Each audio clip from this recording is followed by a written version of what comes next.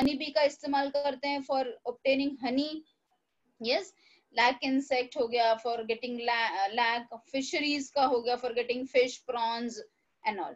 सो ये सारी चीजें. उसके बाद the next part of the lesson is you have to learn the microbes. Microorganisms कैसे मदद करते हैं for the formation of different kinds of vitamins, हाँ, for the formation of different kinds of beverages. Next, again you have to learn how microbes are helping us. You have to learn good microbes which are helping us in cleaning the sewage. Yes, तो ये सारे चीजें आपको together एक lesson में पढ़ना है. That is the strategies for enhancement in food production.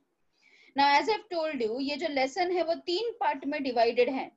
तो let us first begin with the animal part because वो आपको थोड़ा interesting भी लगता है animal वाला part. So I will go first with the animal part, which has been there in your textbook from page number 253. So today I am going to teach you the animal husbandry part of the lesson, which is from your board का textbook 253 page number. ठीक है, उसके बाद we will be learning plant breeding and then we will be learning about the microbes. So let us start with this topic. So when we learn about the strategies, you have to learn, as I've told you have to learn about animal husbandry, you have to learn plant breeding, you have to learn the single cell protein also that you have to learn in plant breeding, and tissue culture. With that you have to learn the microbes also. So when we talk about the animal husbandry का मतलब क्या होता है? It is an agricultural practice of breeding and raising the livestock. So अगर board exam में आपको animal husbandry का definition पूछा है तो आप डेफिनेशन क्या लिखोगे? It is the agricultural practice of breeding. हम एनिमल्स की ब्रीडिंग करते हैं और क्या करते हैं? उसको रेस करते हैं, उसको बड़ा करते हैं. Of the livestock. लाइवस्टॉक मतलब कि एनिमल्स. किस लिए करते हैं ये सब चीजें हम? हाँ, फॉर अवर ओन बेनिफिट.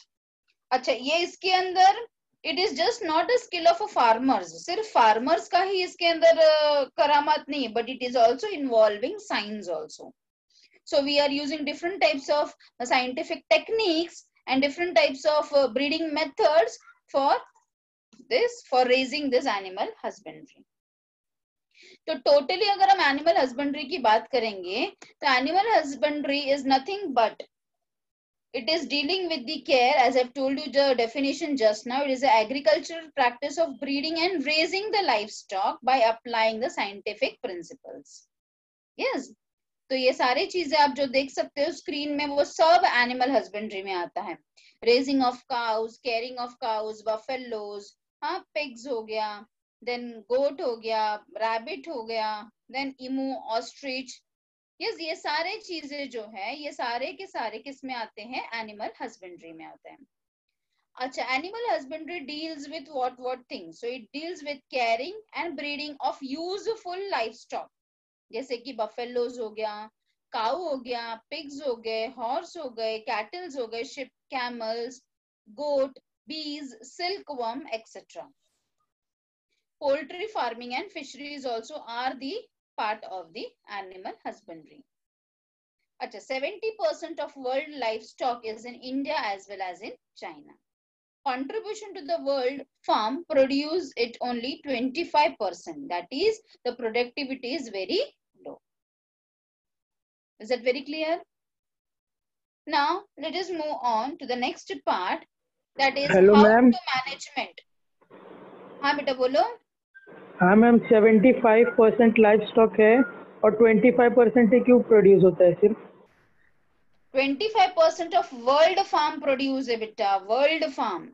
हाँ मैम, पर contribution to the world 70%. Farm producers है. हाँ मैम, पर 70% वर्ल्ड में सिर्फ इंडिया और चाइना के पास ही है ना, तो हाँ. कम क्यों है? फिर 25% क्यों है बस? हाँ, तो बिकॉज हम ही लोग इतना पॉपुलेशन ज्यादा है ना यहाँ पे बेटा. ओके.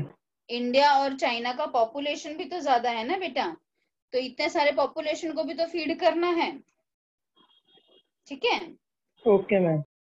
अच्छा, तो चलो let us learn about the management. Now this can be asked as the question for the board exam. ठीक है, अगर मैंने आपको डेयरी फार्म मैनेजमेंट के बाद, पहले हम लोग डेयरी मैनेजमेंट के बारे में बात करते हैं, तो अगर मैंने आपको डेयरी फार्म मैनेजमेंट की बात कर दी तो आपको क्या क्या चीज करना पड़ेगा। तो डेयरिंग का मतलब क्या, it is a management of animals for getting milk and all the milk products for human consumption.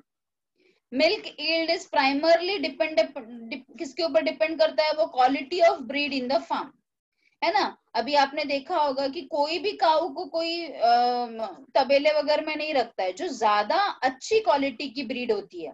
अब अच्छी क्वालिटी का ब्रीड का मतलब क्या होता है बेटा, कि वो ज्यादा दूध देने वाली होगी प्लस डिजीज रेजिस्टेंस होगी। ये दो क्वालिटी बहुत ज्यादा इंपॉर्टेंट है फॉर दी एनिमल हस्बेंड्री। सबसे पहली बात क्या है कि उसका यील्ड ज्यादा होना चाहिए, and second important thing is कि वो डिजीज रेजिस्टेंस होनी चाहिए, तभी जाकर वो मैनेजमेंट में या फायदा है। Selection of good breed having high yielding potential and resistance to disease is very important. As I've told you, these 2 points are very important for any of the management. फिर वो कोई भी management हो, फिर वो dairy हो, poultry हो, apiculture हो, pisciculture हो, कोई भी culturing हो, उसके लिए ये दो चीज बहुत ही important है to get the success. ठीक है।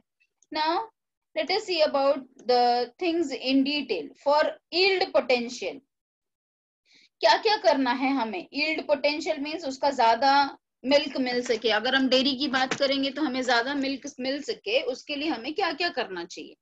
तो cattle have to be well looked after, जैसे उसको जहां पे हम रख रहे हैं वो जगह अच्छा होना चाहिए, साफ सुथरा जगह होना चाहिए, अच्छी शेड वाली जगह होना चाहिए, ऐसे धूप में उसको रखना नहीं है।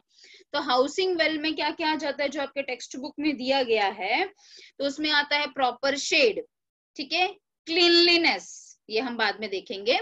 सो हाउसिंग वेल में अच्छा शेड वाला जगह होना चाहिए, वहां पे पानी की फैसिलिटी होनी चाहिए, एंड डिजीज फ्री ब्रीड होना चाहिए। Feeding of cattle in scientific manner. Now what do you mean by the scientific manner? Scientific manner मतलब कि उनका फूड का क्वालिटी भी अच्छा होना चाहिए और क्वांटिटी भी अच्छा होना चाहिए। अगर हम क्वालिटी की बात करेंगे तो पैसे ज्यादा लगेंगे, तो पैसा ज्यादा लगता है तो कोई कोई मैनेजमेंट में क्या करता है, उनको थोड़ा थोड़ा देता है, तो थोड़ा देने से उनका रिक्वायरमेंट बॉडी का पूरा होगा क्या, नहीं।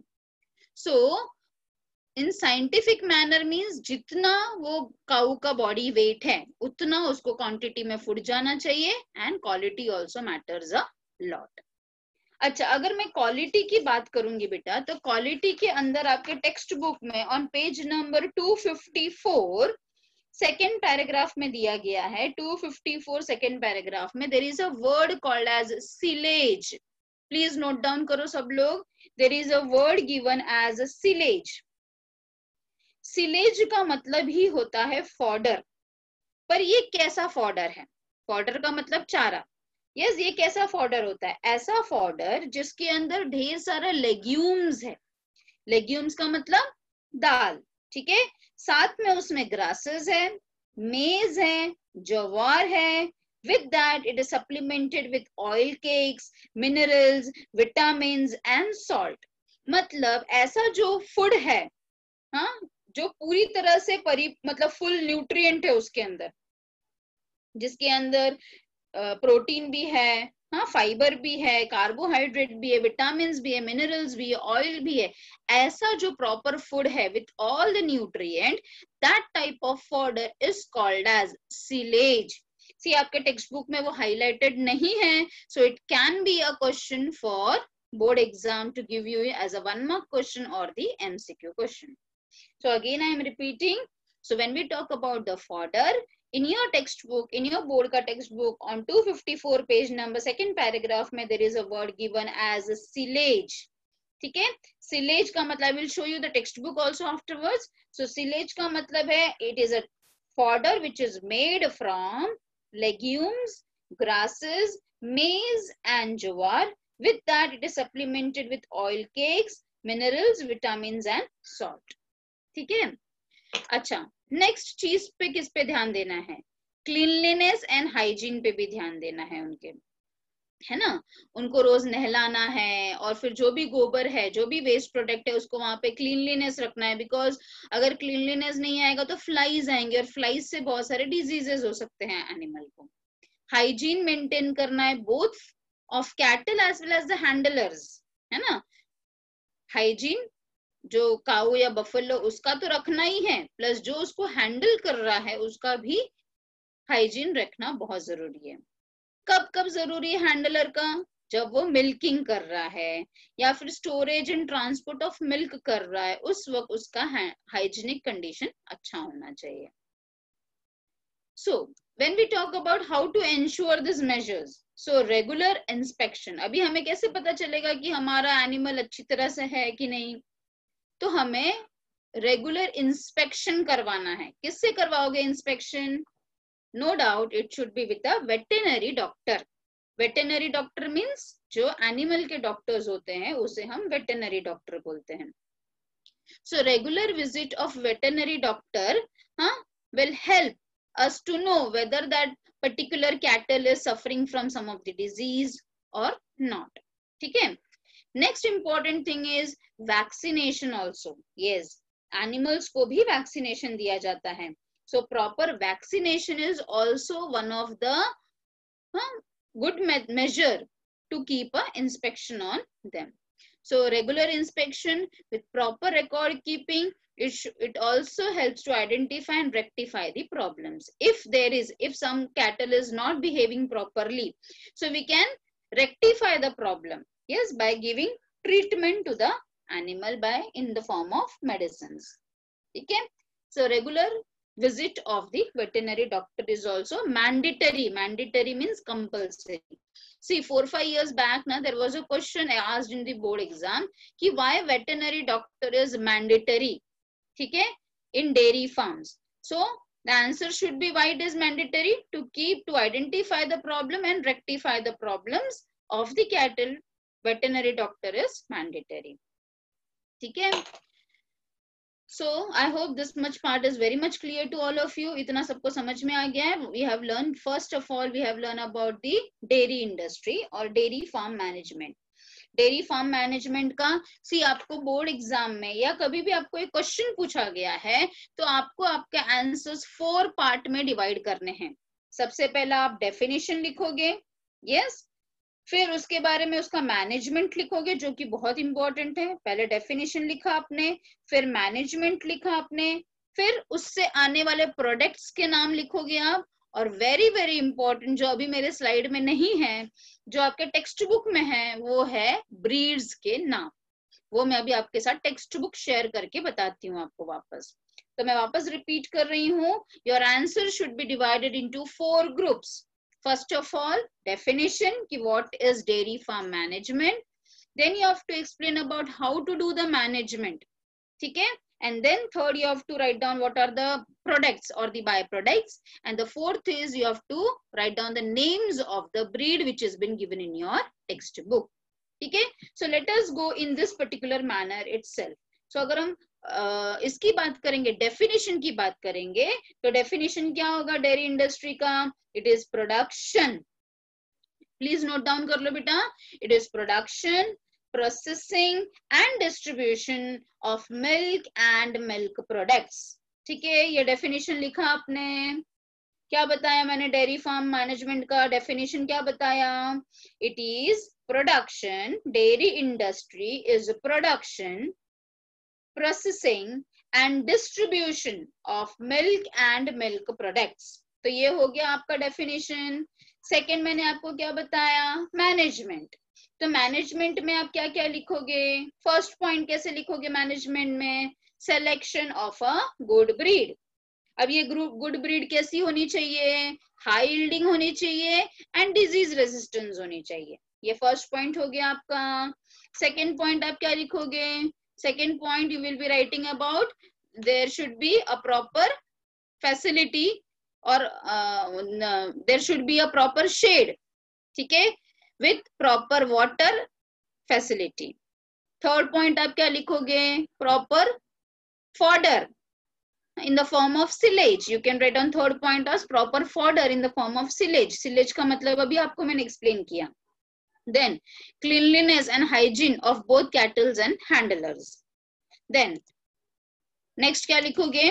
Proper inspection to identify and rectify the problems and visit of a veterinary doctor. ये सारे किस में आ गए? मैनेजमेंट में आ गए. फिर मैंने आपको क्या बताया प्रोडक्ट्स के बारे में लिखने के लिए. तो प्रोडक्ट्स में क्या लिखोगे आप? Milk is the main product. उसके अलावा varieties of milk products are there. You can write down a list of milk product. तो मिल्क प्रोडक्ट्स में क्या क्या आते हैं? कर्ड, क्रीम, बटर, घी, कंडेंस्ड मिल्क, चीज, ये सारी चीजें आप लिख सकते हो. यस, ये मैं खुद से नहीं बोल रही बेटा, ये आपकी टेक्स्ट बुक में दिया है, वो चीज बता रही हूँ मैं आपको. ठीक है. सो आप हेडिंग क्या डालोगे? प्रोडक्ट. तो प्रोडक्ट में आपने फर्स्ट पॉइंट क्या लिखा? The main product is milk. There are varieties of milk products like curd, ghee, butter, etc. आप लिख सकते हो. Then उसके बाद the most important thing is the next part you can also write down. We can also obtain cow dung. है ना, हमें cow dung भी मिलता है. And this cow we can use as a manure or we can use as a fuel cakes. You know that gobar gas is used for cooking and lighting also. Gobar gas is used for cooking as well as lighting also. Is that very clear? Now I will share the textbook with you all. Just wait for 1 minute. तो देखो, अब आप देख सकते हो यहाँ पे screen के ऊपर ये टेक्स्ट बुक का आपका पेज है. अब ये टेक्स्ट बुक के पेज में मैं आपको ब्रीड्स दिखाना चाहती हूँ. तो देखो, इंडियन काऊ ब्रीड्स कौन कौन से हैं? Indian cause and buffaloes breed के नाम दिए गए हैं. Please note down. Last year ये क्वेश्चन बोर्ड एग्जाम में पूछा गया था. ठीक है. सो इंडियन काऊ ब्रीड्स के नाम कौन कौन से? सहीवाल, सिंधी, गिर आर द इंडियन ब्रीड्स. ठीक है. Sahiwal, Sindhi and Gir are the Indian cow breeds. Jersey, Brown Swiss, Holstein are exotic breed. Exotic का मतलब होता है फॉरेन ब्रीड्स. बफेलो के भी 6 ब्रीड्स के नाम दिए गए हैं. Please note down that also. Buffalo breeds कौन कौन से? Indian buffalo breeds are Jafarabadi, Mehsana, Murrah, Nagpuri, Nili, Surti. ठीक है. तो ऐसे करके आपका 4 हेडिंग्स में आपका डेयरी इंडस्ट्री खत्म होता है. Is that very clear to all of you? समझ में आ गया सबको? Yes or no? Please, anybody of you, please mute or whatever you can chat also in the chat box. I hope सबको समझ में आ गया है डेयरी इंडस्ट्री. Yes ma'am. चलो now. Yes ma'am. हाँ, तो देखो मैंने अभी आपको पॉइंट्स बताए थे. तो डेयरी इंडस्ट्री का डेफिनेशन आपको यहाँ से मिल जाएगा. That is a homework for you all now. हाँ, you have to write down the dairy farm management in 4 different headings. पहले आप डेफिनेशन लिखोगे, फिर आप लिखोगे मैनेजमेंट. हाँ, फिर आप नीचे लिखोगे, देखो यहाँ पे नीचे मिल्क प्रोडक्ट्स के नाम भी दिए. देखो मिल्क प्रोडक्ट्स के नाम दिए यहाँ पे, मिल्क एंड मिल्क प्रोडक्ट्स के नाम दिए हैं, प्लस साथ में काऊ डंग वगैरह के बारे में दिया है, which can be used as manure, fuel cakes, गोबर gas and all. and then उसके बाद आप ब्रीड्स के नाम लिखोगे. ठीक है. Is that very clear? चलो, again I am going to the slide show where I will teach you about the poultry now.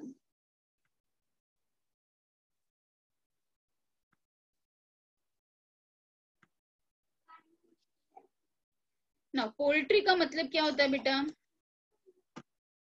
Poultry का मतलब है it includes breeding of bird species. ठीक है, breeding of bird species. So poultry is a domestic fowl or birds used for food or for the eggs. So the birds are either used for chicken or they are used for eggs. ठीक है. So examples you can see over here, they are chicken, ducks, turkey and geese. ये सारे के सारे किस में आते हैं? सबके सब पोल्ट्री फार्मिंग में आते हैं. अगेन ये डेफिनेशन हो गया आपका. तो पोल्ट्री फार्मिंग का डेफिनेशन क्या लिखोगे आप? पोल्ट्री इंक्लूड्स बर्ड का species such as chicken, duck, turkey, fowls which are been domesticated for their eggs as well as meat. Egg के लिए हम रेयरिंग करते हैं और किसके लिए रेयरिंग करते हैं? मीट के लिए करते हैं. चलो, अब इसका नेक्स्ट हेडिंग क्या आएगा? मैनेजमेंट. तो मैनेजमेंट की अगर हम बात करेंगे तो सबसे पहला क्राइटेरिया क्या है, डिजीज फ्री होना चाहिए एंड सुटेबल ब्रीड होना चाहिए। Proper and safe farm condition भी होना जरूरी है। You can see the farm, proper and safe farm condition, proper feed and water also, and hygiene and health care is again very very important. ठीक है, when we talk about this poultry, you can see the diagram, this leghorn के बारे में आपको text book में आएगा, तो you can just see the photo of this leghorn. Now when I talk about this, wait, when I talk about this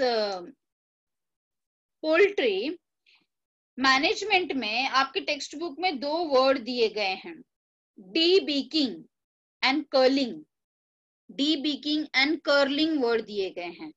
अच्छा, अभी डीबीकिंग का मतलब क्या है? यू कैन सी दैट, देखो कैसे रखे जाते हैं हेंस को ऐसे पोल्ट्री में। तो क्या होता है ना कि ये एक दूसरे को चोंच मारकर, बिकॉज उनका जो बीक होता है वो काफी पॉइंटेड होता है, तो वो एक दूसरे को चोंच मारकर क्या करते हैं, हर्ट करते हैं, और इतना हर्ट करते हैं कि ब्लीडिंग होने लगता है।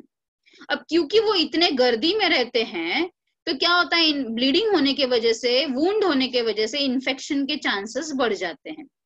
इसीलिए ये जो बर्ड्स होते हैं उनको डीबीकिंग किया जाता है। डीबीकिंग एक प्रोसेस है जिसमें उनका बीक को कट किया जाता है, so that the beak will not remain pointed. तो पॉइंटेड नहीं होने की वजह से क्या होगा कि एक दूसरे को हर्ट नहीं कर पाएंगे, वुंड तक नहीं आएगा, इतना नहीं हर्ट कर पाएंगे। So this process is called as debeaking, which has been mentioned in your textbook. There is one more term which is mentioned in your textbook in with respect to the management is curling, CULLING. Curling का मतलब होता है जो hen diseased है, जिसको कुछ बीमारी हो गई है, उसको स्लॉटर कर दिया जाता है, उसको ग्रुप से उठाकर उसे मार दिया जाता है। ये प्रोसेस को बोला जाता है कर्लिंग। ठीक है, तो जो भी हेन बीमार है ज्यादा, उसको वो ग्रुप से हटाया जाएगा ताकि इन्फेक्शन ना फैले, और उसको मार दिया जाता है। ये प्रोसेस को बोला जाएगा CULLING, क्यूलिंग या curling, whatever you pronounce. ठीक है, तो ये हो गया मैनेजमेंट की बात। तो मैनेजमेंट में मैंने क्या क्या बताया, उसका ब्रीड अच्छा होना चाहिए, हाँ, फीडिंग अच्छी होनी चाहिए, डीबीकिंग होना चाहिए, वाटर फैसिलिटी होनी चाहिए, क्यूलिंग होना चाहिए, वैक्सीनेशन, नो डाउट वैक्सीनेशन भी होना चाहिए, और यहाँ पे भी मैंडेटरी है, veterinary doctor here also is mandatory. Proper ventilation होना चाहिए जहाँ पे भी उसको रखा जा रहा है, हाँ, प्रॉपर लाइट की फैसिलिटी होनी चाहिए। All this things matter a lot in the management. Next अभी हमें क्या पढ़ना है, मैंने आपको बताया था ब्रीड का नाम। यस, सो ब्रीड के नाम पे चलते हैं। तो फिर again I have to come back to the text book once again, wait.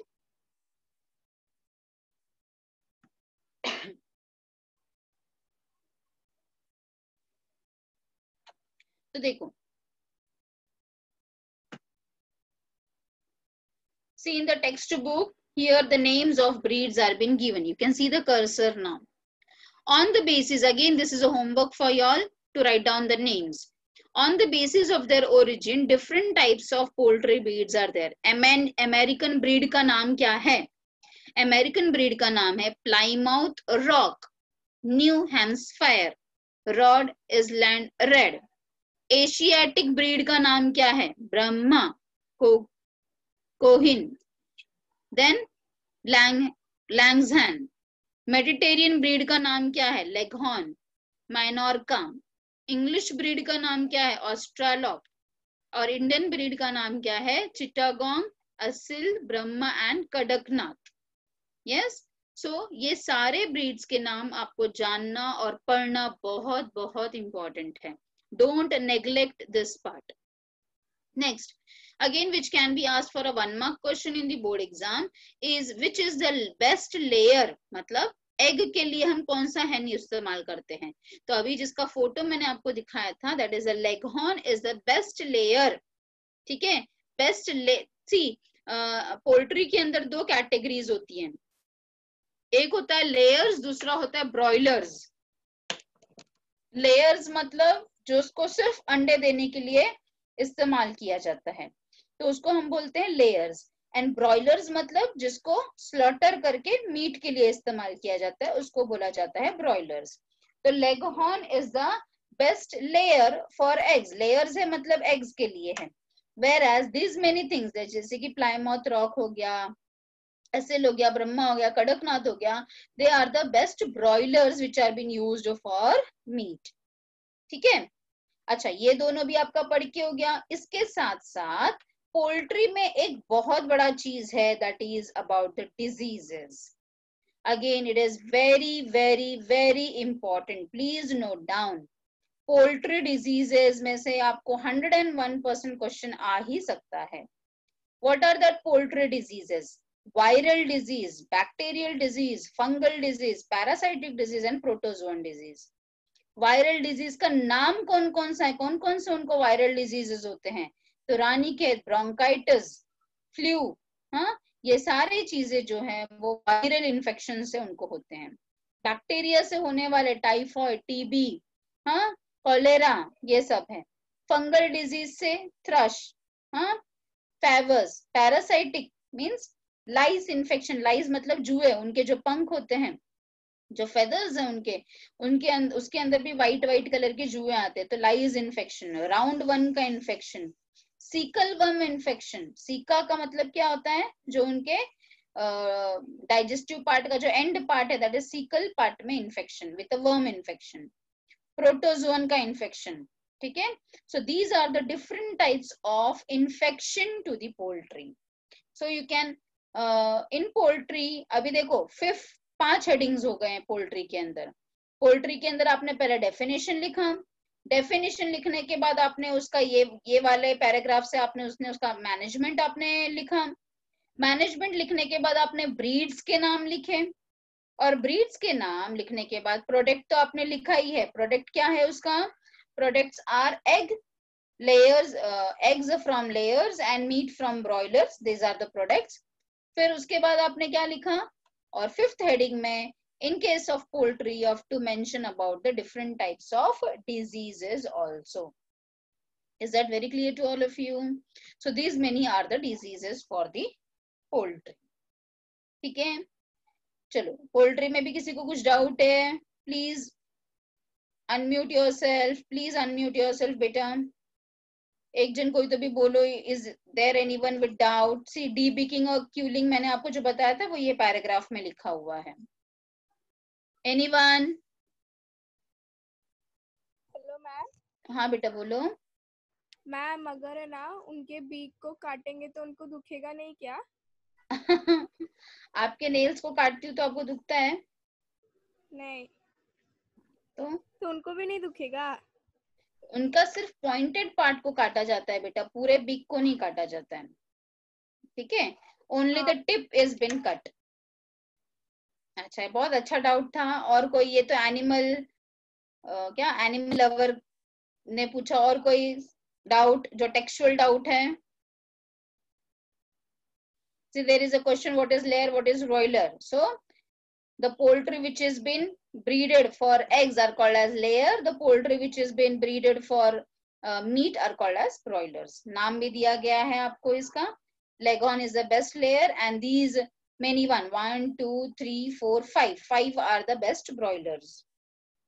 ठीक है, apart from that, is anyone having any sort of doubt in poultry? Shall I move to the apiculture?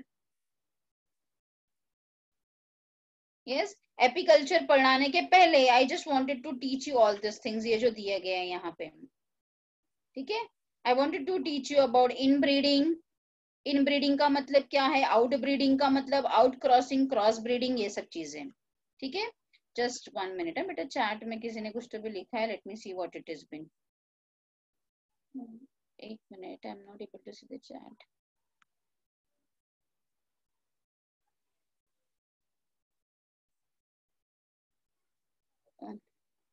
Chat का option नहीं आ रहा है बेटा, I can't see the chat whatever you are typing. Please mute unmute करके बोलो बेटा। मैं चैट को एग वेज है या नॉन वेज है? हाँ मीन्स एग वेज होता है कि नॉन वेज होता है? अच्छा, कौन पूछ रहा है बेटा डाउट? प्लीज अपना नाम बताओ। मिस मयूरेश बोल रहा हूँ। अच्छा, मयूरेश बोल रहे हो। एग वेज है कि नॉन वेज है? ऐसा भी बोर्ड में क्वेश्चन पूछने वाले हैं ना आपको, है ना? नहीं, क्योंकि बहुत सारे लोग बोलते हैं कि वो नॉनवेज रहता है लेकिन वो वेज रहता है, लेकिन वो लेयर और बॉयलर के ऊपर डिपेंड रहता है, ऐसा सुना है। अच्छा, तो वही तो मैं पूछ रही हूँ बेटा आपको, ऐसा बोर्ड एग्जाम में क्वेश्चन पूछने वाले हैं शायद, वेदर एग इज वेजिटेरियन और नॉन वेजिटेरियन, है क्या? ऐसा है क्या? चलो पता ठीक है। नहीं। पता नहीं? हाउ कैन यू से पता नहीं? ऐसा कुछ सिलेबस में है क्या? ऐसे पूछ भी नहीं सकते आपको। ठीक है, but you are having a doubt, तो I will solve your doubt. ठीक है, it is not a textual doubt, but ठीक है, I will tell you what is the fact about this egg. Yes, see, there are two types of eggs also. The one which is fertilized egg, fertilized egg, ठीक है, और एक होता है unfertilised egg. Unfertilised को आप vegetarian के inverted comma में डाल सकते हो, और जो फर्टिलाइज्ड एग है that is no doubt it is a non vegetarian. अभी वेजिटेरियन और नॉन वेजिटेरियन का ये क्लासिफिकेशन क्या है? वेजिटेरियन मतलब जिसके अंदर हाँ कोई भी हार्ट बीट नहीं है, ब्लड वेसल्स नहीं है, तो उसको हम वेजिटेरियन के इसमें डालते हैं. तो जो भी अनफर्टिलाइज्ड एग है, see the hens are tend to release the eggs, वो लोग एग रिलीज करते ही हैं. तो जो एग नहीं फर्टिलाइज्ड हुए हैं that you can categorise as a unfertilised egg and which you can say as a vegetarian egg, because उसके अंदर कोई भी एम्ब्रियो नहीं है. जो फर्टिलाइज्ड एग होगा, no doubt it will lead to the formation of zygote, and zygote will lead to the formation of embryo. तो एम्ब्रियो है मतलब कि ये जो अंडा है, अगर इसको हम इंक्यूबेशन में रखेंगे तो उसमें से चिक डेवलप होगा, तो obviously that is categorised as the vegetarian egg. ठीक है, ऐसा सब कुछ क्वेश्चंस आपको बोर्ड में नहीं पूछने वाले हैं, तो ऐसा सब आप भी मेरे को ऐसा क्वेश्चन बोल के बोलो मत कि आई डोंट नो कि ऐसे पूछ सकते कि नहीं. ठीक है, चलो ठीक है. ब्रीडिंग्स के डिफरेंट डिफरेंट टाइप्स हैं. हेलो हाँ बेटा. मिस, ये थोड़ा पेज नीचे करो ना. हाँ कर रही हूँ बेटा, कर रही हूँ, बस 2 मिनट हुआ. नहीं, वो इंग्लिश ब्रीड और अमेरिकन ब्रीड, वो नाम अलग अलग क्यों दिए? मतलब कुछ डिफरेंस है क्या? एग्जॉटिक ब्रीड बेटा, एग्जॉटिक ब्रीड का मतलब होता है फॉरेन ब्रीड्स जो इंडिया में नहीं पाए जाते हैं. ओके. हाँ, हाँ. और इंडियन ब्रीड्स मतलब इंडिया में पाए जाते हैं. नहीं नहीं, फॉरेन वो ब्रीड्स को इंग्लिश ब्रीड और अमेरिकन ब्रीड लिखा है उधर. हाँ यस, तो इंग्लिश ब्रीड्स मतलब जो अमेरिका में नहीं पाए जाते हैं, they are the English breeds. अच्छा, आप वैसा पूछ रहे हो? ओके ओके, हाँ, got it got it. Yes, so English breeds जो अमेरिका में पाए जाते हैं वो अमेरिकन ब्रीड्स, और जो इंग्लिश ब्रीड्स मतलब जो जहां पे इंग्लिश स्पीकिंग ज्यादा होता है वहां के ब्रीड्स जो हैं they are the English breeds. Okay miss. चलो, now next thing is about the, yes, what I was talking about, I was talking about the inbreeding, outbreeding, outcrossing. अच्छा, पहले आप यहीं से टेक्स्ट बुक से देख लो, फिर मैं आपको स्लाइड से समझाती हूँ. ये ब्रीडिंग के अलग अलग मेथड्स हैं. हाँ, जिससे हम क्यों ये ब्रीडिंग कर रहे हैं, हमारा मेन फोकस यही होना चाहिए, high yielding and disease resistance. ठीक है, high yielding and disease resistance. For example, let me say you one example of a Jersey cow.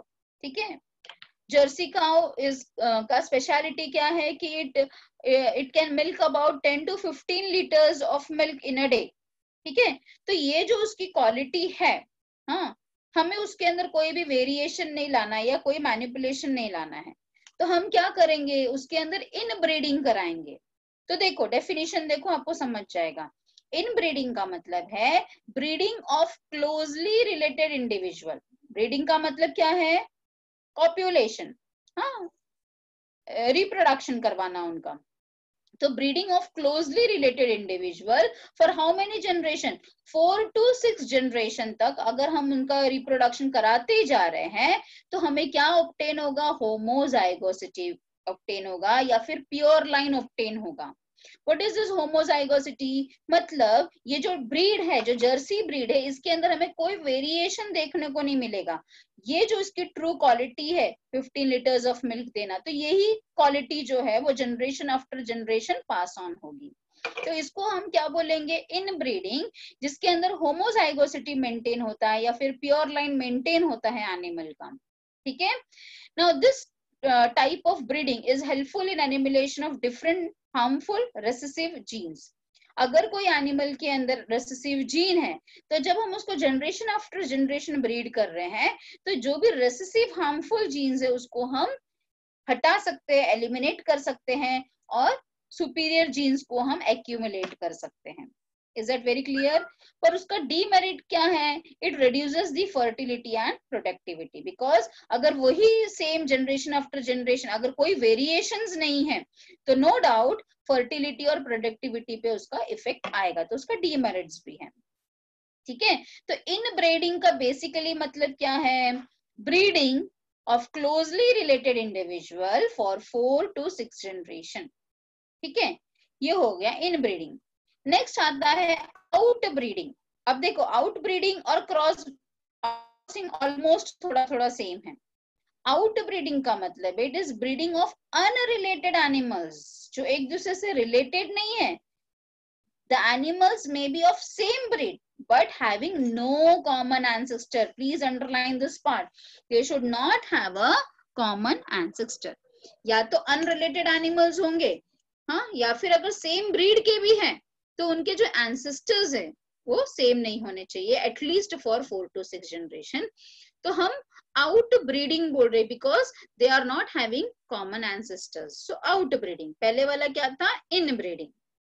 ना आउट क्रॉसिंग का मतलब क्या है? अब देखो, यहाँ पे स्पीशीज ही अलग हो गया है।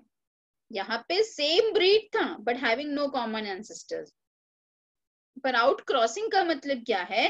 Breeding between the animals of different species. So here important is different species, species अलग अलग है। यस, तो ऐसे टाइप के आउट क्रॉसिंग को हम बोलेंगे इंटर, मतलब in between specific hybridisation. No doubt, अगर हम दो अलग अलग स्पीशीज लेंगे तो हमें हाइब्रिड मिलेगा, और प्रोसेस ऑफ हाइब्रिड फॉर्मेशन को हम बोलते हैं हाइब्रिडाइजेशन। ठीक है, अच्छा, आउट क्रॉसिंग से क्या होता है? इन ब्रीडिंग का जो इनफर्टिलिटी का और प्रोडक्टिविटी का जो प्रॉब्लम था वो सब चला जाएगा with the help of this out crossing या फिर इंटर स्पेसिफिक हाइब्रिडाइजेशन से। ठीक है, अच्छा, इंटर स्पेसिफिक। उसके बाद आता है next category is a cross breeding. ठीक है, अब क्रॉस ब्रीडिंग का मतलब क्या है? It is breeding of a superior male, अच्छा वाला मेल। अच्छा वाला मेल मतलब यहाँ पे क्या? अच्छा दिखने वाला मेल नहीं होता है। यहाँ पे अच्छा मेल का मतलब है जो डिजीज रेजिस्टेंस है। ठीक है, one with a superior female. अब यहाँ पे सुपीरियर फीमेल का मतलब कौन सी कैटेगरी में आता है? हाई यील्डिंग मिल्क वाली। तो अगर ऐसा मेल हमने क्रॉस किया जो कि डिजीज रेजिस्टेंस है, उसकी मेटिंग हमने ऐसी फीमेल से कराई है जो ज्यादा मिल्क देती है, तो उनसे जो बच्चा होगा that will be categorised as the cross breeding. जैसे कि यहाँ पे एग्जांपल दिया गया है, Hissardale is a new breed of sheep. Hizardale naam, I will show you the photo of it. Hizardale is a new breed of sheep which is developed from crossing of Bikaneri, Eve and Merino rams in Punjab. तो देखो, ewe और rams को जब हमने cross किया तो हमें ऐसा टाइप का शिप मिला, हिजारडेल नाम का शिप मिला। अब ये जो शिप है वो डिजीज रेजिस्टेंस है और it is giving a very high quality of wool also. Is it very clear? तो इसको हम बोलेंगे क्रॉस ब्रीडिंग। नेक्स्ट आता है इंटर स्पेसिफिक हाइब्रिडाइजेशन, जो आपने पढ़ा। Out crossing is also known as inter specific hybridisation. So let us see what it is. So as I have told you, it is between different species. ठीक है, example क्या है inter specific hybridisation का? Example is mule. हाँ, mule का मतलब होता है खच्चर। ठीक है, अगर आप कभी वैष्णो देवी गए होंगे या फिर आपने केदारनाथ मूवी देखा होगा, तो उसमें आपने देखा होगा कि म्यूल का इस्तेमाल होता है लोगों को पहाड़ों पे चढ़ाने के लिए। तो ये जो म्यूल होता है, जो खच्चर होता है, it is obtained from crossing horse and the donkey. Yes, horse and donkey को मेट कराने के बाद जो फॉर्म होता है young one, that is a mule. अब उसके अंदर हॉर्स के जैसा ताकत है, हाँ, कि वो बहुत देर तक मेहनत कर सकता है, और डोंकी के जैसा वजन उठा सकता है। तो अगेन दोनों का कैटेगरीज आ गया ये म्यूल के अंदर।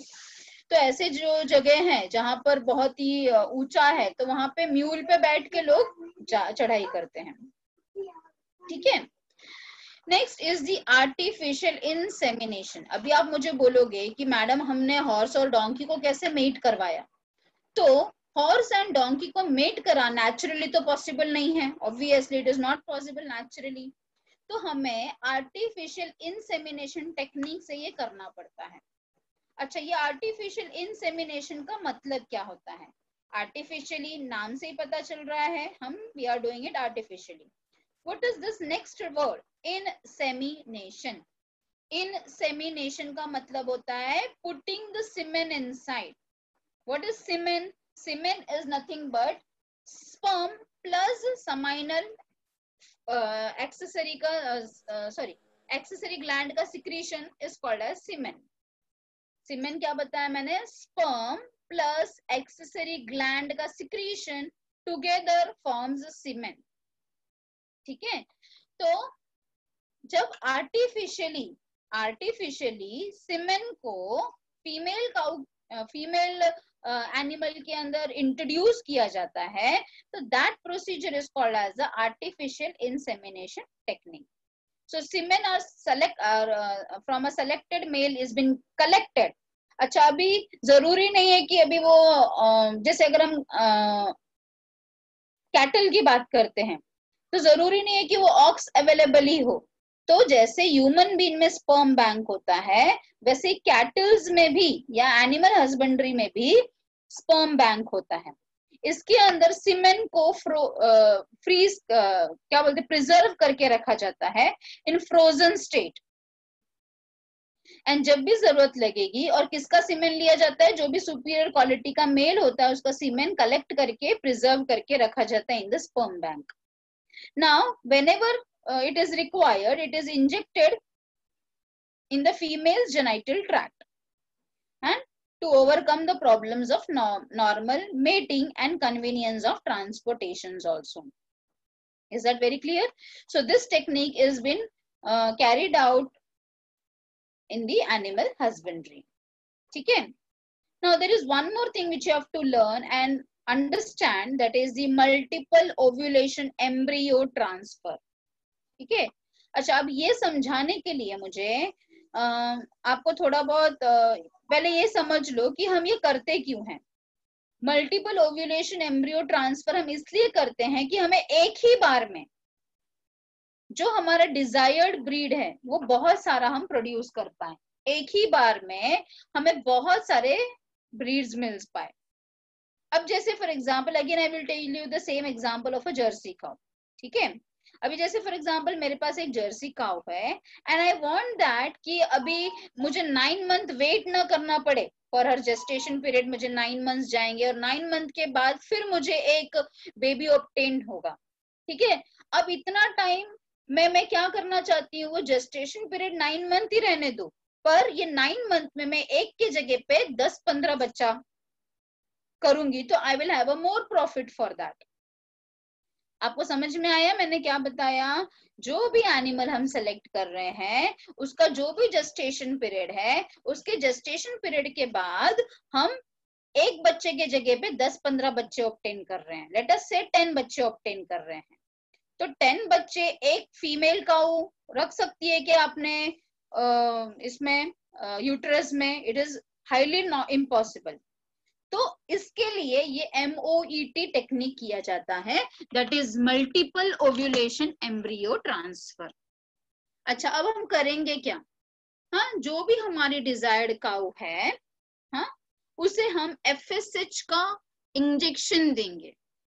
Now what is this FSH? FSH का फुल फॉर्म है फॉलिकल स्टिम्युलेटिंग हार्मोन। आप कंट्रोल एंड कोऑर्डिनेशन लेसन में ये हार्मोन के बारे में अच्छे से समझोगे। ठीक है, अभी के लिए सिर्फ इतना याद रखो कि इट इज अ फॉलिकल को स्टिम्युलेट करने वाला हार्मोन है, मतलब ऐसा हार्मोन जिससे जहां एक एग बनता है उससे ये हार्मोन हम एक्स्ट्रा डालने की वजह से 6 से 8 एग तैयार होंगे। समझ में आया? यस, ये ह्यूमन बीइंग में भी फॉर्म होता है और कैटल्स में भी। ठीक है, हाँ, समझो फॉर एग्जांपल ये एक जर्सी काउ है, फीमेल काउ है, हमने उसको, उसके बॉडी में ऑलरेडी एफएसएच तो बनेगा ही हार्मोन, पर उसके बॉडी में जो एफएसएच बनेगा उससे सिर्फ एक ही एग बनेगा, पर हम उसको एफएसएच का इंजेक्शन दे रहे हैं, मतलब ज्यादा एफएसएच हो गया। तो ज्यादा एफएसएच से क्या हो गया कि एक एग के जगह पे 6 से 8 एग बनेंगे उसके ओवरी में। ठीक है, तो ये टेक्निक को बोला जाएगा सुपर ओव्यूलेशन। ठीक है, when due to the FSH hormone, when more of eggs are formed, then that procedure is called as a super ovulation या फिर multiple ovulation। ठीक है, तो आपको ये वर्ड समझ में आ गया। मल्टीपल ओव्यूलेशन का मतलब क्या है? मल्टीपल ओव्यूलेशन का मतलब है ज्यादा एग ऑब्टेन करना। कैसे हमने ज्यादा ऑब्टेन किया egg? With the help of this FSH hormone का इंजेक्शन से। अब नेक्स्ट पार्ट है एम्ब्रियो ट्रांसफर।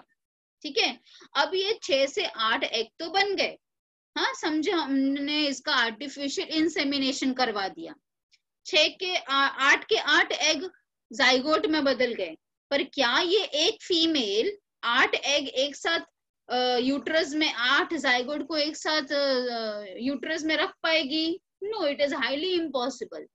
तो इसके लिए हम क्या करेंगे? एम्ब्रियो का ट्रांसफर करेंगे।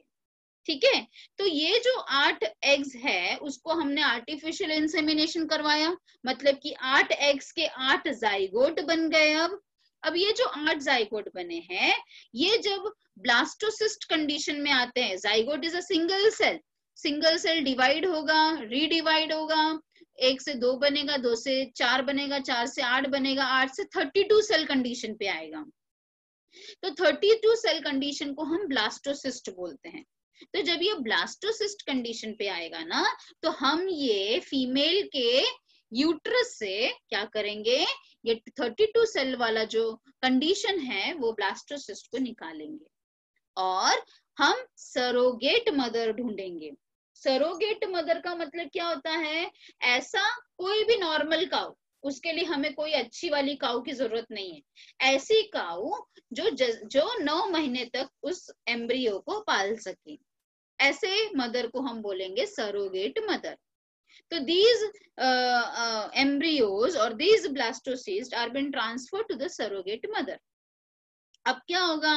काऊ तो एक ही थी, डिजायर्ड उसके अंदर जीन भी है, डिजायर्ड जीन है ना, क्योंकि हमने फीमेल तो हमें मालूम है कौन है, मेल भी हमें पता है क्योंकि हमने आर्टिफिशियल इंसेमिनेशन किया है। तो इससे क्या होगा? एक ही बार में हमें 8 जनरेशन फॉर्म होंगे, 8 नए प्रोजेनीज फॉर्म होंगे या यंग वंस फॉर्म होंगे।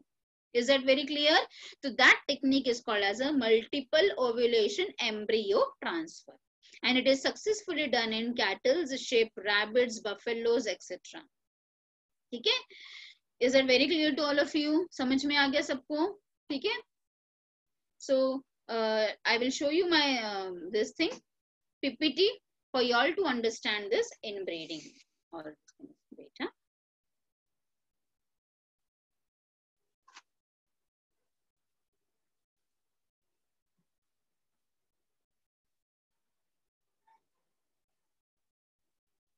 तो हमारा पोल्ट्री हो गया था। See, this is a leghorn as I've shown you. चलो, मैं अभी आपको एनिमल ब्रीडिंग के बारे में बता रही थी। तो ब्रीडिंग के 2 टाइप्स है, इन ब्रीडिंग एंड आउट ब्रीडिंग। ठीक है,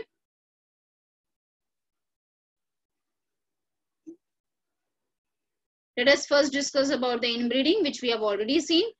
So it should be same breed for 4 to 6 generation. इसके वजह से क्या क्या होता है? What are the strategies for that? We are selecting a superior male and a superior female of a same breed. ठीक है, they are identified and mated in pairs. So the progenies, you can see the diagram over here, they are same, progeny is also same, है ना? The progenies are same. In cattle, a superior female cow or buffalo produces more milk per lactation.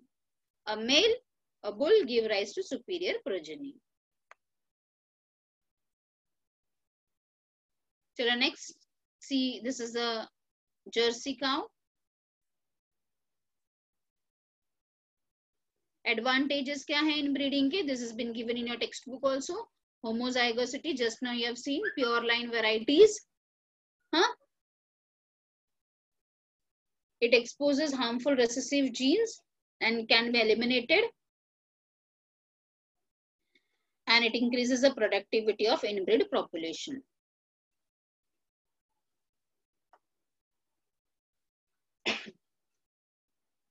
You can see with the dominant and alleles, you have learned the Mendel का lesson पढ़ा है ना बेटा आपने? Have you learned Mendel का lesson? No, miss. No. You don't know about dominant and recessive alleles? 10th में था 10th में थोड़ा सा था मैम। अच्छा okay. So you will be learning that time dominant and recessive. Dominant का मतलब क्या होता है? allele में जो अपने आप को express करता है, हाँ, phenotypically they are called as dominant, and जो express नहीं कर पाता है phenotypically उसको recessive बोलते हैं. So outbreeding, you can see the outbreeding. So there are different types of outbreedings: outcrossing, crossbreeding, and interspecific hybridization. It is a mating within the same breed but having no common ancestor. You can see that whatever important points are there, that has been highlighted. ठीक है, इसके advantages क्या हैं? Are below average in milk productivity, growth rate in beef cattle. It helps to overcome inbreeding depressions. Depressions का मतलब क्या है? Drawbacks. Crossbreeding, as I've told you just now. I've told you about this Hizardale का example दिया था मैंने आपको. You can see the photo. A new breed of sheep has been obtained, which is crossed by the Eve and the Ram. Eve and Ram से हमें sheep मिलता है. Eve and Ram से हमें sheep मिलता है. Hizardale sheep. So it is an example for a cross breeding. Interspecific hybridization में मैंने आपको किसका एग्जांपल दिया था? म्यूल का एग्जांपल दिया था, खच्चर का. So you can see the how the mule looks. So horse plus donkey gives the mule. ठीक है? Hello ma'am. हाँ बेटा बोलो. मैम ये म्यूल में मैंने पढ़ा है कि ना मेल डोंकी होता है एंड फीमेल हॉर्स होता है. तो ऐसा ये डिसाइड कैसे करते हैं कि मेल ये चाहिए या फीमेल ये चाहिए? मतलब female donkey and male horse क्यों नहीं यूज किया? क्या बेटा? मेल हॉर्स इसलिए सी अभी मैंने आपको बताया ना बेटा, मेल हमेशा हम कोई भी ब्रीडिंग के लिए बेटा ना मेल का इस्तेमाल किस चीज के लिए करते हैं? आइदर फॉर द स्ट्रेंथ और फॉर द डिजीज रेजिस्टेंस. तो हमें म्यूल किस लिए चाहिए है? स्ट्रेंथ के लिए चाहिए ना. तो इसके लिए we are using a male horse over here. Male horse ma'am male donkey था. अच्छा, male donkey and female horse. I will give you that list also कि कौन सा मेल और कौन सा फीमेल रहेगा तो उससे क्या क्या फॉर्म होता है. एंड मैम अगर हम लोग ऐसा अलग कर दे तो उनका कैरेक्टरिस्टिक्स अलग हो जाएगा, मतलब मेल के बदले फीमेल एंड फीमेल के बदले मेल. नहीं बेटा ऐसा नहीं है, बट ब्रीड चेंज होगा. Yes I will, that is what I am telling you ना कि मैं आपको उसके कैरेक्टरिस्टिक्स थोड़े बहुत चेंज होंगे. Therefore I will give you that list. Next lecture में मैं याद करके वो आपको लिस्ट सेंड करूंगी. ठीक है? अच्छा, ये आर्टिफिशियल इंसेमिनेशन है.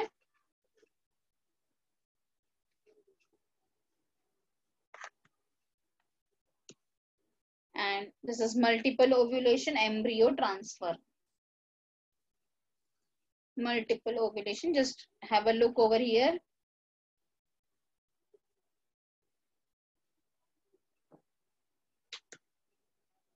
See here how many embryos are eggs are been formed.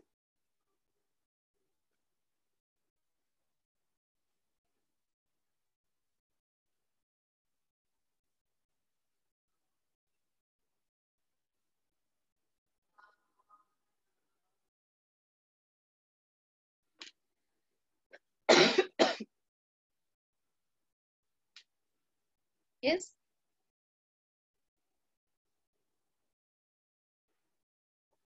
So MOT is used for cattle, sheep, rabbits. And what is the use for doing MOT? Either for obtaining a meat or for milk.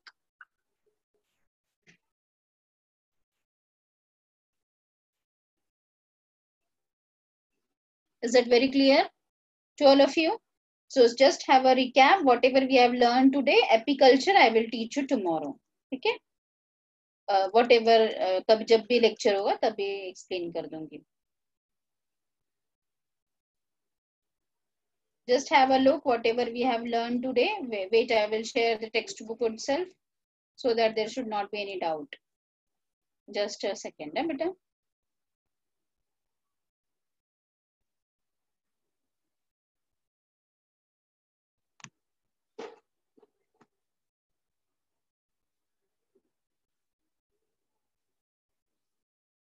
So, in your textbook, what we have learned today, we have learned animal husbandry. Okay?